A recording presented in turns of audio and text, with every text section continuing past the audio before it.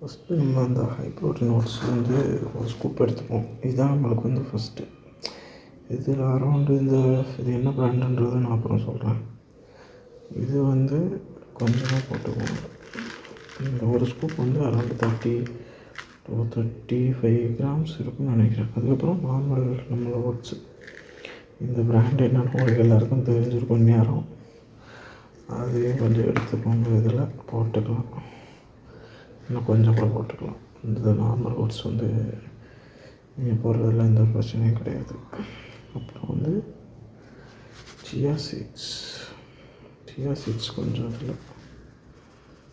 இதில் நீங்கள் போட்டு சியா சீட்ஸ் போடுறது வந்து எப்படின்னா வந்து இப்போ நீங்கள் ஹை ப்ரோட்டீன் டயட்டில் இருக்கீங்க, சிக்கன் அதிகமாக சாப்பிட்றீங்கன்னா இது எடுத்துக்கிறது கொஞ்சம் நல்லது.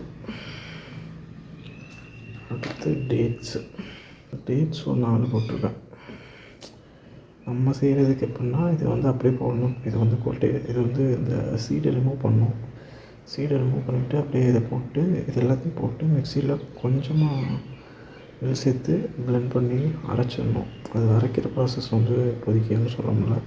அது நீங்களே பார்த்து அரைச்சிக்கோங்க. கொஞ்சம் அந்த கன்சிஸ்டன்சி கொண்டு வந்துட்டு நான் உங்களுக்கு சொல்கிறேன் அப்படியே அரைக்கணுன்ட்டு. இப்போதைக்கு இதை வந்து இதில் போடுறேன். இது வந்து பால் வந்து எந்த மாதிரினா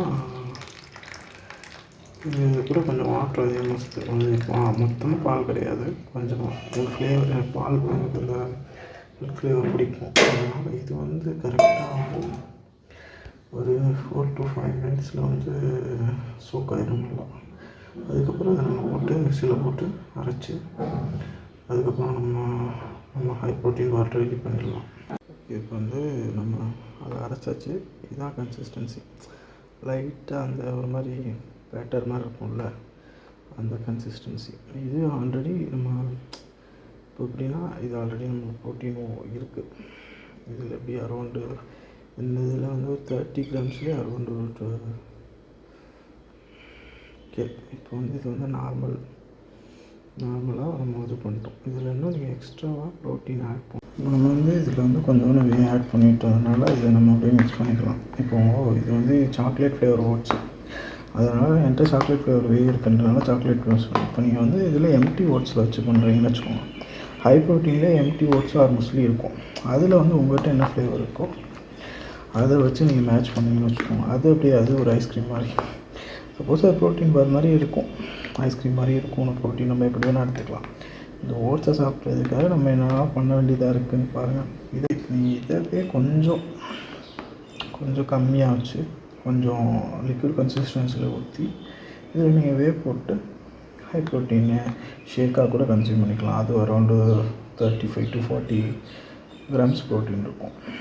கேலரிஸை வந்து கால்குலேட் பண்ணுங்கள். நான் சொல்கிறேன் 40 கிராம்ஸ் இருக்கும். அதில் எவ்வளோ கேலரி இருக்குன்றதை நான் மென்ஷன் பண்ணுறேன் கீழே. அது உங்கள் கேலரி டெஃபிசிட் ஆர் சர்ப்ளஸில் அது உங்களால் மேட்ச் பண்ண முடிஞ்சிச்சுன்னா இதை யூஸ் பண்ணுங்கள். ஆர் அதர்வைஸ் இது வந்து உங்களுக்கு அந்த ஓட்ஸ் மீல் ரொம்ப வெறுப்பேற்றும் போது இதாக இருக்கும்போது இதை வந்து நீங்கள் யூஸ் பண்ணிக்கலாம். ஓட்ஸ் மீலுக்காக ஒரு ஓட்ஸுக்கு நம்ம இதை வந்து நார்மல் ஓட்ஸ்லேயும் பண்ணலாம், முஸ்லிலையும் பண்ணலாம். என்கிட்ட சாக்லேட் ஓட்ஸ் இருக்குது, அதனால் இது சாக்லேட்டில் பண்ணால் இது கொஞ்சம் டேஸ்ட் நல்லாயிருக்கும். ஏன்னா நான் அதை வந்து ரெகுலராக சாப்பிட்டுட்ருவேன். நீங்கள் இன்றைக்கி பண்ணி வச்சிங்கன்னு வச்சுக்கோங்க, நாளைக்கு கூட சாப்பிட்லாம். அது 24 ஹவர்ஸ் கூட ஃப்ரிட்ஜில் ரெஃப்ரிஜரேட் பண்ணி கூட சாப்பிட்லாம். அது வந்து ஆனால் ஃப்ரீசரில் வைக்கணும். மெயினாக நீங்கள் வந்து ஃப்ரிட்ஜில் வச்சிங்கன்னா அது அப்படி வராது. ஃப்ரிட்ஜில் வச்சிங்க வெறும் கீழே வச்சிங்கன்னு வச்சுக்கோங்க, வந்து உங்களுக்கு வந்து ஒரு மீல் மாதிரி வரும். அதுனா பார் மாதிரி வரும் ஃப்ரீசரில் வச்சா. இதை மட்டும் நோட்டீஸ் பண்ணிக்கோங்க, மைண்டில் வச்சுக்கோங்க. உங்கள் ப்ரோட்டீன் கோலிக்கு ஏற்றாப்போ இதை வருதான்னு பார்த்துக்கோங்க.